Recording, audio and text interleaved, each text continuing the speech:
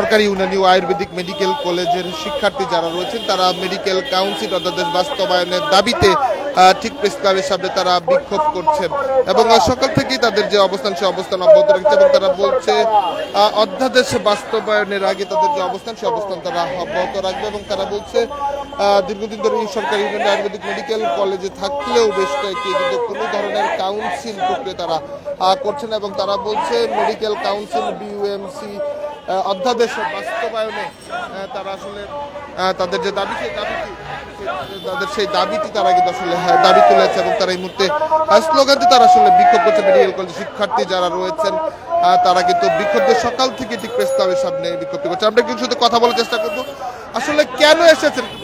জি, আমরা হচ্ছি সরকারি ইউনানি অ্যান্ড আয়ুর্বেদিক মেডিকেল কলেজের স্টুডেন্টস।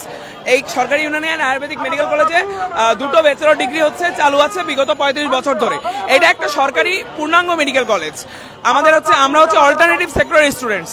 তো আমরা সেম এমবিবিএস কারিকুলামে পড়াশোনা করি, 5 বছর একাডেমিক এবং 1 বছর বাধ্যতামূলক ইন্টার্নশিপ। এত কিছু করার পরেও বিগত 35 বছর ধরে আমাদের কোনো আইন কাউন্সিল বা আমাদের কোনো অর্ডিন্যান্স জারি করা হয়নি, আইন কাউন্সিলও বাস্তবায়ন করা হয়নি। তো আমরা বিগত 1 জুলাই থেকে এই দাবি নিয়ে মাঠে আছি যে অতি দ্রুত আমাদের আইন কাউন্সিল বাস্তবায়ন করা হোক এবং আমাদের অর্ডিন্যান্সটা জারি করা হোক, যেটা হু থেকে অনুমোদিত। প্রত্যেকটা সেক্টরের জন্য আলাদা আলাদা অর্ডিন্যান্স এবং আইন কাউন্সিল থাকার কথা। সেই হুয়ের যে অনুমোদিত যে নীতিমালাটা আছে সেটা দৃশ্যমান বাস্তবায়ন করা হোক, আমাদের দাবি এটাই। এর আগে আসলে আপনারা কখন নেমেছিলেন?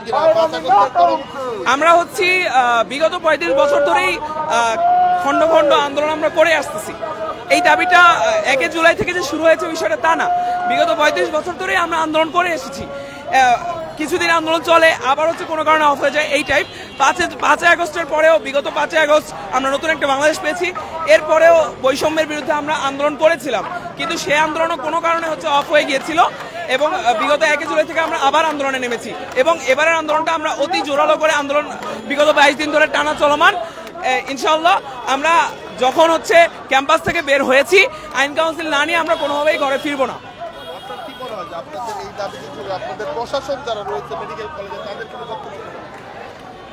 আমাদের এখানে যারা মেডিকেল কলেজের প্রশাসন আছে, আমরা প্রথম যখন আন্দোলন শুরু করি তখন আমরা দেখেছি যে তাদের ভূমিকাটা একটু কেমন জানি নেগলেক্টিং ছিল, তারা একটু অবহেলা করতেছিলেন।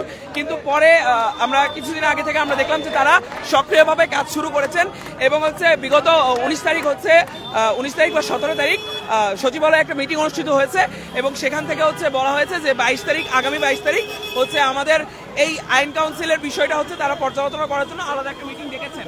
এখন আমরা সেই অপেক্ষায় আছি যে এই সচিবালয় থেকে কি ধরনের সিদ্ধান্ত আসে, সেই অনুসারে আমরা পরবর্তী কর্মসূচি দিব। কি মনে হয় ডক্টর ইউনূস অন্তর্বর্তীকালীন সরকার, যে সরকার ছাত্রদের অভ্যুত্থানের মধ্যে হয়েছে, স্লোগান দিচ্ছেন, তাদের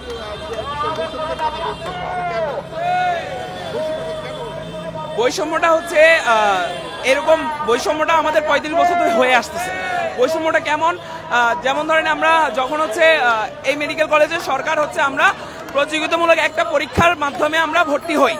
এখন প্রতিযোগিতামূলক পরীক্ষার মাধ্যমে ভর্তি হওয়ার পরেও আমরা আমাদের যে সুযোগ সুবিধা পাওয়ার কথা, যেমন আমাদের এই ডিগ্রি ব্যাচেলর ডিগ্রি সম্পন্ন করার পরে একটা উচ্চ শিক্ষার ব্যবস্থা থাকার কথা, তারপর আলাদাভাবে আমাদের চাকরির ব্যবস্থা থাকার কথা পিএসসির আন্ডারে, তারপর বিভিন্ন সরকারি জব থাকার কথা বা চেম্বার প্র্যাকটিস থাকার কথা, ইভেন ডক্টর লেখার যে স্বীকৃতি সেটা পর্যন্ত আমাদের আজ পর্যন্ত আমরা এটা পূর্ণরূপে পাইনি।